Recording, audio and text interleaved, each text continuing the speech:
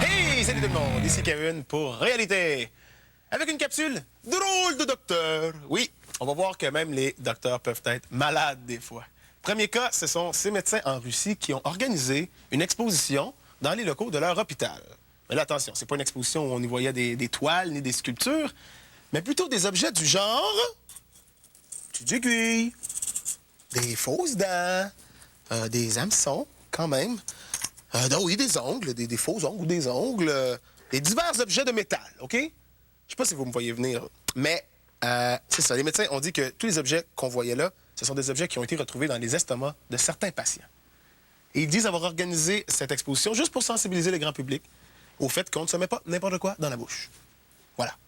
Notre prochain drôle de médecin, c'est celui qui a soigné l'ex-Beatle George Harrison, qui est décédé à la fin 2001. En fait, ce qui arrive, c'est que la famille de George Harrison poursuit le médecin en question pour avoir violé le secret professionnel. Oui, parce qu'il aurait donné des entrevues dans les médias et il aurait dit, entre autres, que George Harrison n'avait pas peur de mourir, qu'il avait composé de la musique jusqu'à la dernière minute, qu'il avait joué de la musique pour lui et son fils, pour le médecin et son fils, qu'il leur avait même donné des petits cours de guitare. En fait, il n'y a rien de vraiment scandaleux dans les révélations, c'est pas vraiment ça, c'est juste le principe. Secret professionnel, c'est un secret professionnel. Voilà. Prochain drôle de médecin, c'est cette psychologue, oui, une Allemande, qui, c'est très intéressant, qui s'intéresse, elle, au mieux-être des poulets. Oui, parce qu'on le sait, les poulets, là, ils ont la vie dure quand même, hein? Mais c'est drôle parce que la femme, elle est docteur en psychologie quand même, là. C'est pas rien.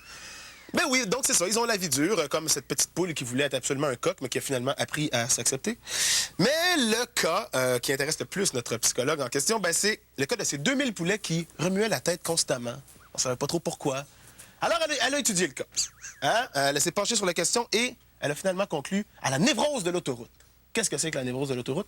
En fait, c'est que la basse-cour de ces pauvres poulets était située trop proche d'une autoroute. Donc, le bruit, la pollution, tout ça, ça les stressait. Quand on est stressé, on se fait à la